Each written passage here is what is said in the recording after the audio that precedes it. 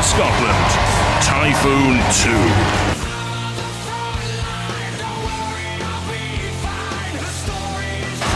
In class. And it's coming apart at the seams. Oh!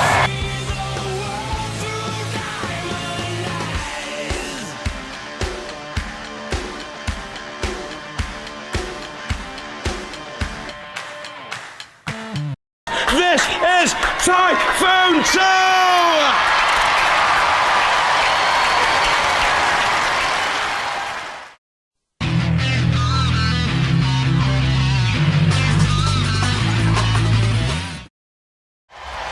Let's have a look at the teams then. Marlon Pritchard and Simon Baldwin and Exterminator. And the Edinburgh boys, Corporal Gary Cairns on the left, Sergeant Graham Horn in the middle, and Flying Officer Peter J. Bennett with them. And the fan club. So who's on duty? Well, for us, Dead Metal is. And Sergeant Bash, the Army, to get the RAF into line. Activate. Now let's see if Exterminator can chase them down. I didn't think so before they could get up to spinning speed. Exterminator, I think, has missed its chance. I think they've missed their chance. Typhoon 2, too quick across the arena floor, and look at the spinning now. Listen to the whirring. Can you hear it? It's frightening.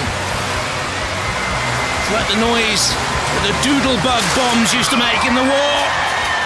And it comes in and smacks into Exterminator, and that's good strength. The outer armour of Exterminator withstanding the first blow. Chips of metal fly away across the arena floor. I like the look of Typhoon 2, but Exterminator digging in, trying to cut down the angle, and now running away to hit the pit release.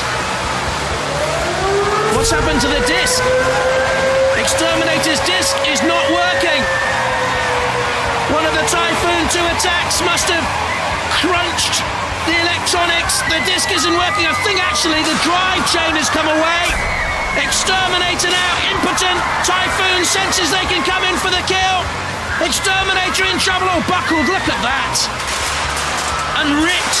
You can hear the ripping of metal. I'm sure from where you sit. And look at the Exterminator boys. Brilliant so far, Marlon and Simon, about to head out, unless Typhoon does something stupid and spins into the pit, very nearly bouncing off into the pit. They're going to have to watch out there. Captain of the team, Flying Officer Peter Bennett, looks at his controls. Typhoon 2 bounces away. They're trying to stay out of trouble. Sergeant Bash gives them a flick of flame. Exterminator's still in this fight. Very much so. Oh, it's Typhoon 2 smashing the smithereens, part of the arena. Cease. And Exterminator as well. I think they've had to call a cease because, yes, the arena wall was damaged. Jane's going round to have a look. I've never seen damage in it like this before. Exterminator hopes bashed. Our arena smashed. What's going to happen now? The arena has been repaired. The judges are going to allow Typhoon 2 to get up to the spinning speed that it was at before the arena was crushed. The teams are okay. 3, 2, 1. And we're off and underway for the remaining time of this grand final battle. Oh, and as soon as we've started again, I think we'll have stopped again. Because for me, Exterminator has just been beaten. One more smash from Typhoon 2 seemed to have done it. The house robot's checking. Is there a visible decrease in the spinning speed of Typhoon 2? Oh, there will be now, because Marlon has accepted defeat. Well, terrific competitors fighting in their fifth wars. They've never been this far before. Great improvements. Worthy opposition, but beaten.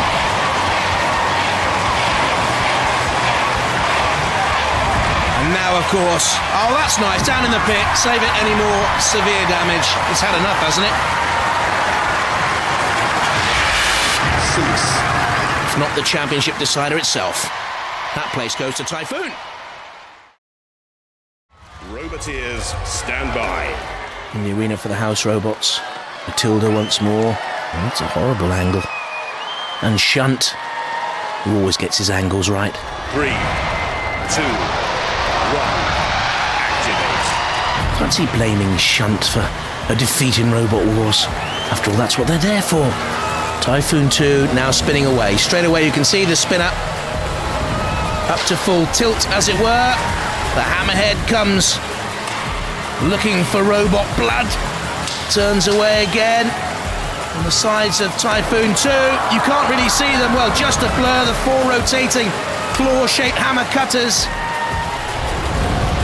Massive kinetic energy force slamming into the side of Hammerhead 2. The Dutch team does have that powerful tail flipper. You can see it at the controls. Niels looks on. Loves his skydiving as a hobby. Will Hammerhead 2 take the great fall here? A big fish in a small pond in Dutch Robot Wars. Here in the UK Championships, though,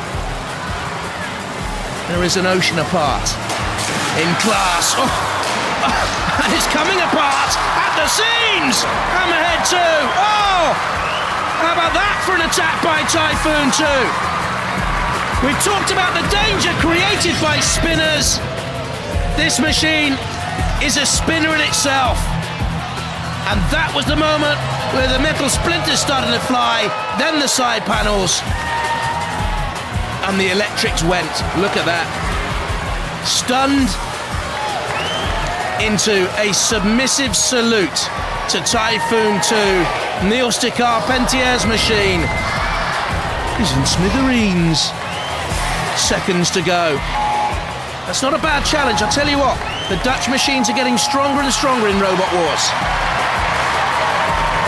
Typhoon 2 through to the heat final. And now in comes Shunt with the diamond-edged axe and the bulldozer blades. And what will be the punishment for a beaten machine? The pit?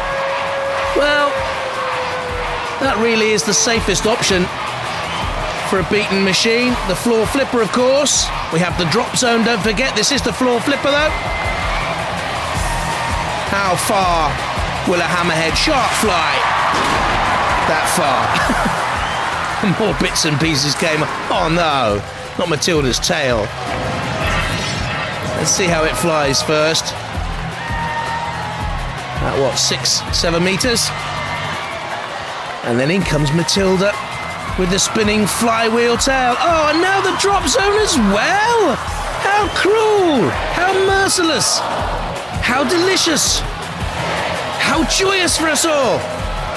Time to derail any hopes they ever had of rebuilding this with some railway track!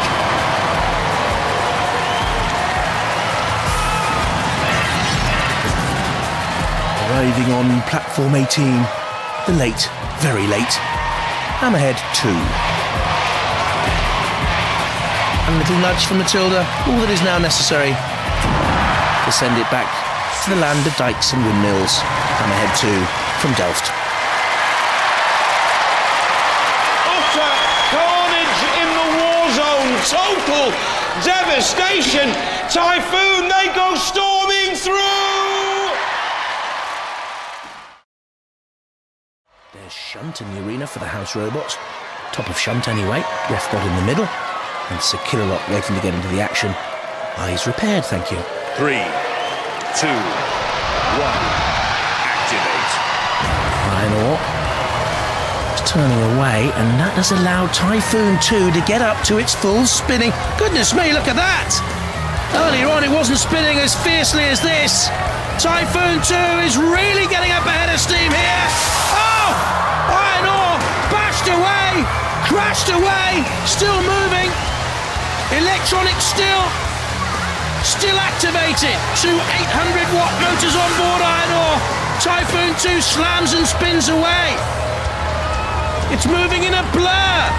Up to 18 miles an hour across the arena floor. Ah! Iron ore. Dizzy. What can they do here? Robert Grimm driving, helped to design the machine. The flipper's not going to work. The flipper buckled. Look at that. That flipper's not going to work again. Iron ore really up against it. Typhoon 2 gives chase. The pit release is just smashed. I'm frightened. I'm up in the commentary booth. The pit release somehow activated. Iron ore, look at that. Buckled wide open. Typhoon 2 thankfully slowing. So it quickly takes it to get up to a full head of steam again, shall we? I'm impressed, very impressed. He's worried, very worried. And you would be, wouldn't you? Yeah, already spinning. You can't see the words. Typhoon 2, they're lost in a blur. Oh no, get down that pit. Save yourself. Typhoon 2 comes in again. And in this Robot Wars dogfight, Iron Ore, you have bandits at, where are they? 4 or 5 o'clock high. There's Sergeant Graham Horn, 17 years of age, looking on. As Iron Ore has slowed to a halt, and Typhoon 2 are not coming in for the kill here. This is interesting. They know they've done their job. They're conserving energy. They are being sporting about it all and leaving the ref bot to do the maths. That was massively impressive. Watch out for Typhoon 2 in the series semi-finals, because they are through. Awesome it was, but not from Iron Ore. Sir Killalot tinkers. We have a tailor-made pit. Iron Ore, a Robot Wars soldier. It is not a sailor that goes through. The Edinburgh Air Cadets are in the series semi-final. And they were cooking on gas. Cease. Iron Ore withstood.